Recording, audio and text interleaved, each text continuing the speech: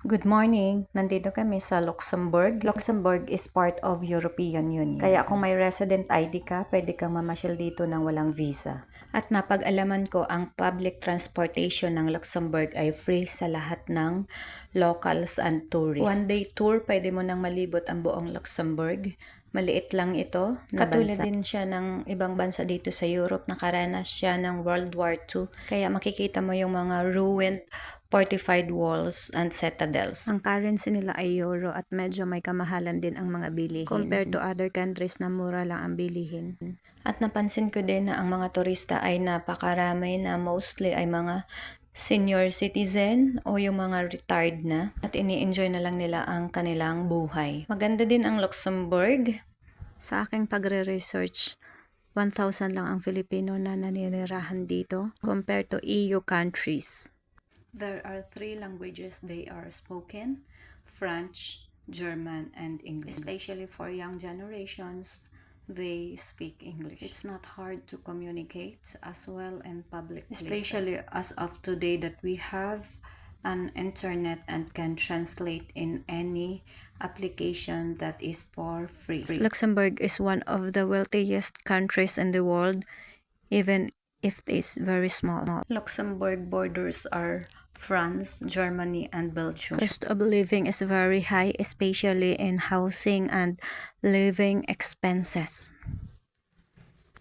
As of the year of 2026, number 2 ang Luxembourg sa pinakamataas ang GDP per capita. Kung ikaw ay nagtatrabaho dito sa domestic or isang cleaner, nagre-range siya ng 2,700 to 3,000 euro per month. Gross salary dito ng mga professional ay 7,000 above. Doon sa sinasabi nila na unqualified or non-professional, nasa 3,000 to 4,000 above. Like what I have said, 2,700 to 3,000 yung sahod, depende kung ano ang posisyon mo. Kung i-compare natin ang sahod sa ibang bansa, especially sa Spain na naninirahan ako, mas malaki ang masisave dito sa Luxembourg.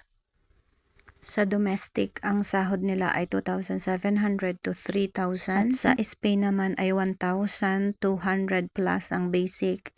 So, kung susumahin natin, mas malaki talaga yung maiipon dito. Sa mga professional, 6,000 to 7,000 ang sahod dito. Kung sharing yung kwarto, may mga makukuha na 700 to 800 euro.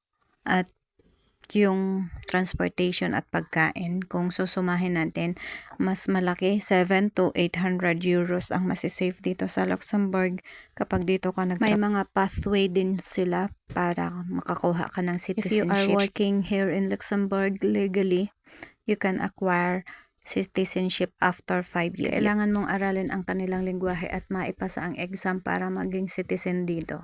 Katulad ng ibang bansa, kailangan mo ding mag-aral ng kanilang lengguwahe para makapasa at maging citizen nila. Marami ditong mapapasyalan sa Luxembourg. Kung gusto mong lumibot dito sa Luxembourg, pwede kang mag-book ng ticket ng train tour at makita yung iba't ibang tourist attractions. May mga places din sila na UNESCO World Heritage. May mga market din sila, day market, na kung saan maraming nagbebenta ng kanilang mga produkto.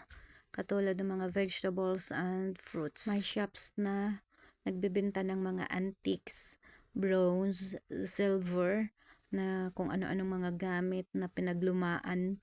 Katulad ng mga plato, spoon, fork, knife, iba't ibang uri na kung saan ay napakatagal na, century na yung bilang or taon ng kanilang mga binebenta. Kung magaling kang kumilatis kung ito ay antique or century na ang kanilang edad, marami ka ditong mabibili na affordable. Pumunta kami dito sa Ruin Fortress at ito ay napakaganda ng view. Hindi na kami pumasok. 1.50 euro ang bayad sa mga locals. Kami dito sa 1,000 years na historical building.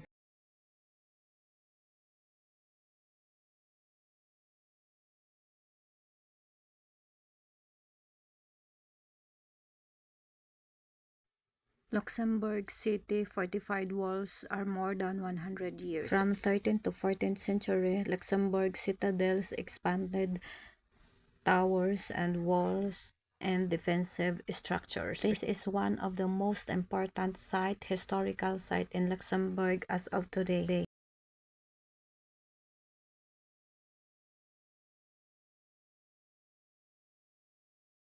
Turista pero mostly may mga edad. Ayan. Worth it naman ang maglakad dito sa Luxembourg. Though uphill, kahit yung center nila ay nasa taas.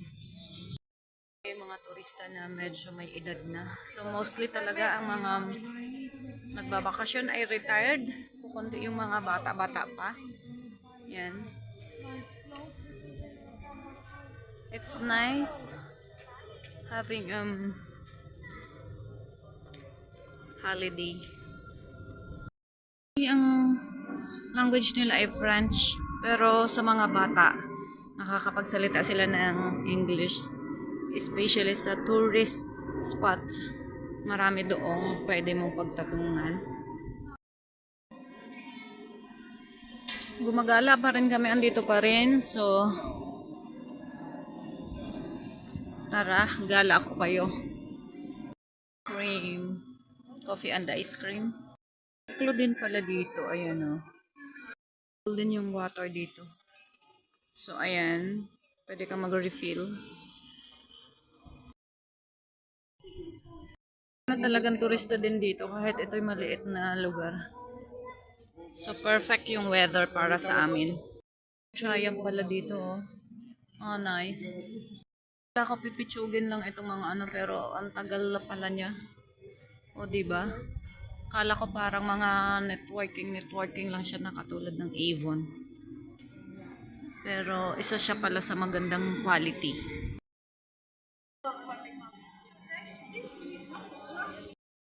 So, sobrang mahal yung ice cream.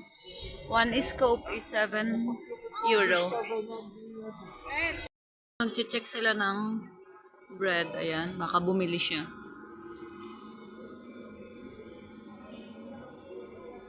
So, medyo umuulan siya. Maambon.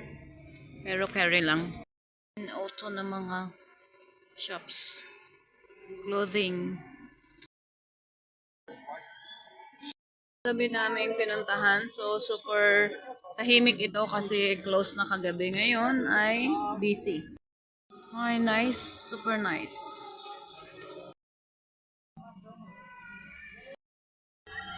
Oh, ito yung napakamahal. 14.50 ang isa. Grabe, ang ganda ng beautiful. This view. Balik na kami sa London mamayang gabi.